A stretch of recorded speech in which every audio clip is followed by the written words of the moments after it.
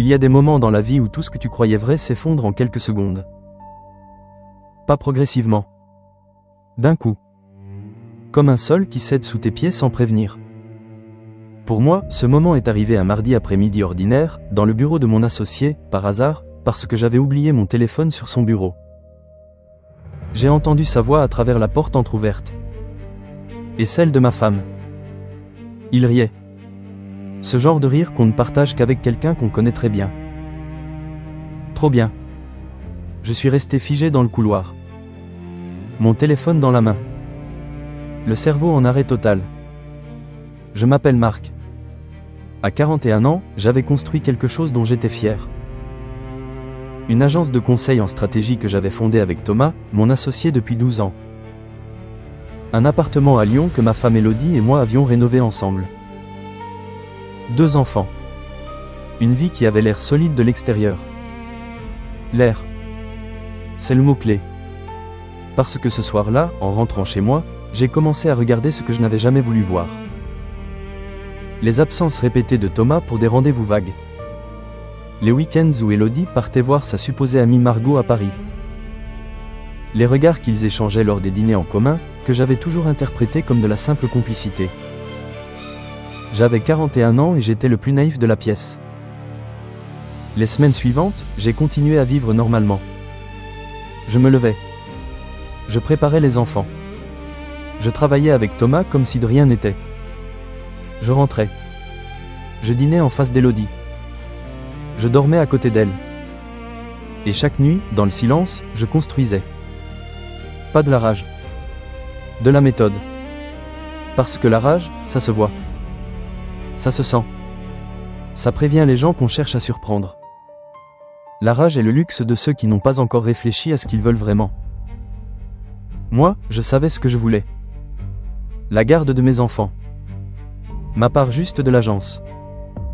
Et que tout le monde sache exactement ce qui s'était passé. Pas pour me venger.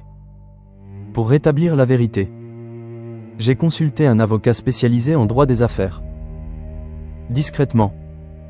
J'ai mandaté un cabinet d'audit indépendant pour éplucher les comptes de l'agence. Puis j'ai engagé un détective privé. Pas par besoin de preuves pour moi, j'avais compris depuis longtemps. Mais pour le dossier. Pour le juge. Pour qu'il n'y ait aucune ambiguïté possible. Les semaines d'attente ont été les plus longues de ma vie. Thomas continuait de me serrer la main le matin. De me parler de prospects. De me demander des nouvelles des enfants avec ce sourire que j'avais cru sincère pendant 12 ans. Elodie continuait de préparer le café, de ranger le courrier, de me demander si j'avais pensé à rappeler le plombier. 2 acteurs parfaits. Dans leur propre pièce. Sauf qu'ils ne savaient pas que le rideau allait tomber autrement que prévu. Le rapport du détective est arrivé un vendredi matin. 19 pages. Date. Lieu. Photo. Une chronologie qui remontait à 17 mois. 17 mois pendant lesquels j'avais cru vivre une vie, et j'en vivais en réalité une autre, une version tronquée, expurgée, arrangée pour ma consommation. Ce soir-là, j'ai lu chaque page. 2 fois. Puis j'ai rangé le dossier dans mon coffre. Et je me suis couché. Il me restait encore une chose à organiser. L'agence tenait son assemblée générale annuelle 3 semaines plus tard. Tous les associés, les principaux clients, les partenaires stratégiques. Une réunion que nous avions instituée dès le début pour entretenir la confiance avec notre écosystème. 30 personnes autour d'une grande table. L'occasion idéale pour Thomas de briller, comme chaque année. Il ne savait pas que ce serait différent. La veille de cette réunion, j'ai déposé les documents chez mon avocat. Demande de divorce pour faute. Procédure de rachat forcé des parts de Thomas, appuyée sur les conclusions de l'audit qui révélaient plusieurs irrégularités dans la gestion des comptes communs. Rien d'inventé. Rien d'exagéré. Juste ce que les chiffres disaient. Le matin de l'assemblée, j'ai enfilé mon costume gris. Celui que je portais le jour où nous avions signé nos premiers vrais contrats, Thomas et moi. Je ne sais pas pourquoi j'ai choisi celui-là. Peut-être pour me souvenir de qui j'étais avant. Je suis arrivé le premier dans la salle. J'ai disposé les dossiers devant chaque chaise. Un résumé de l'audit. Sobre. Factuel. Sans commentaire de ma part. Thomas est entré 10 minutes plus tard, souriant, café à la main, prêt pour son numéro annuel. Il a vu les dossiers. Son sourire a tenu encore 2 secondes. Puis quelque chose dans son regard a changé. Il m'a regardé. Je n'ai rien dit. Les clients et partenaires sont arrivés les uns après les autres. Certains ont commencé à feuilleter le document. Les conversations se sont taries. L'atmosphère dans la pièce a changé de texture. Quand tout le monde a été installé, j'ai pris la parole. Calme. Posé. La voix que j'utilisais dans les négociations difficiles, celle qui ne tremble pas.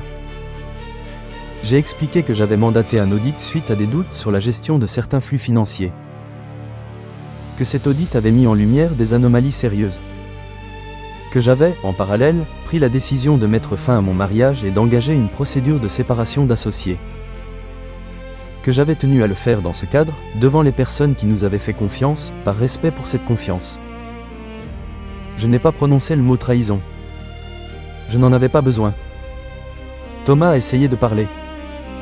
Sa voix s'est brisée à la 3e phrase. Il a regardé autour de lui, cherchant une sortie dans les visages qui l'entouraient. Il n'en a pas trouvé. Je n'ai pas savouré ce moment. Vraiment. Ce n'était pas de la jouissance. C'était le bruit sourd et définitif d'une porte qui se referme sur quelque chose qui aurait dû mourir bien plus tôt. Après la réunion, j'ai récupéré mes enfants à l'école. Léo, 9 ans. Clara, 7 ans. Ils ne savaient pas encore. Je leur ai juste dit qu'on allait passer le week-end dans le chalet en montagne, juste nous 3. Léo a demandé si on pourrait faire des crêpes le matin. Clara a voulu savoir si elle pouvait emmener son livre. C'est ça que j'avais failli perdre. Pas l'agence. Pas l'appartement. Ça. Le divorce a été prononcé 6 mois plus tard. La garde partagée, avec résidence principale chez moi, a été accordée sans contestation majeure. L'agence a été restructurée. Les clients sont restés, pour la plupart. Le chiffre d'affaires a mis 1 an à se stabiliser, mais il s'est stabilisé. Thomas a disparu du paysage professionnel lyonnais. Élodie a refait sa vie ailleurs. Je n'ai pas cherché à savoir où. Ce n'était plus mon histoire. Ma mère m'a appelé quelques semaines après le jugement. Elle voulait savoir si j'allais bien. Vraiment bien. Pas la version polie qu'on donne pour rassurer les gens. Je lui ai dit la vérité. Je lui ai dit que je n'allais pas bien tous les jours. Que certains matins, avant que les enfants se réveillent, il y avait encore ce poids dans la poitrine. Que reconstruire sa vie à 41 ans, ce n'est pas un film. C'est long, c'est silencieux, et c'est souvent ingrat. Mais je lui ai aussi dit que pour la première fois depuis longtemps, tout ce que je vivais m'appartenait vraiment. Pas une version arrangée. Pas une vie construite sur ce que quelqu'un d'autre avait décidé de me laisser croire. La mienne. Il y a quelque chose que personne ne te dit sur ce genre d'épreuve. On te parle de trahison, de colère, de vengeance. Mais ce qu'on oublie de mentionner, c'est le silence qui vient après. Ce silence étrange où tu réalises que tu n'as plus à surveiller les regards, à interpréter les silences, à douter de ce que tu vois. Ce silence-là, il faut du temps pour ne plus en avoir peur. Et puis un jour, tu t'aperçois que tu ne l'entends même plus. Parce que tu l'as rempli avec autre chose. Des crêpes du dimanche matin. Un livre lu à voix haute avant de dormir. Une agence qui tourne à nouveau. Des choses simples. Des choses vraies. Léo m'a demandé l'autre soir pourquoi certaines personnes mentent à ceux qu'elles sont supposées aimer. J'ai réfléchi un moment avant de répondre. Je lui ai dit que parfois, les gens se perdent. Qu'ils font des choix qui blessent sans mesurer vraiment ce qu'ils détruisent.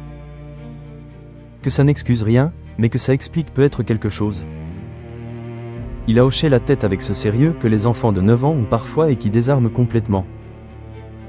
Puis il m'a demandé si on pouvait regarder un film. On a regardé le film. Et quelque part dans ce moment absurdement ordinaire, j'ai compris que c'était ça, l'autre côté de la trahison.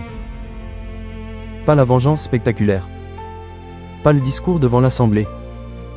Juste ça. Un enfant qui te fait confiance. Un soir calme. Une vie qui reprend sa texture normale, mais qui est enfin vraiment à toi.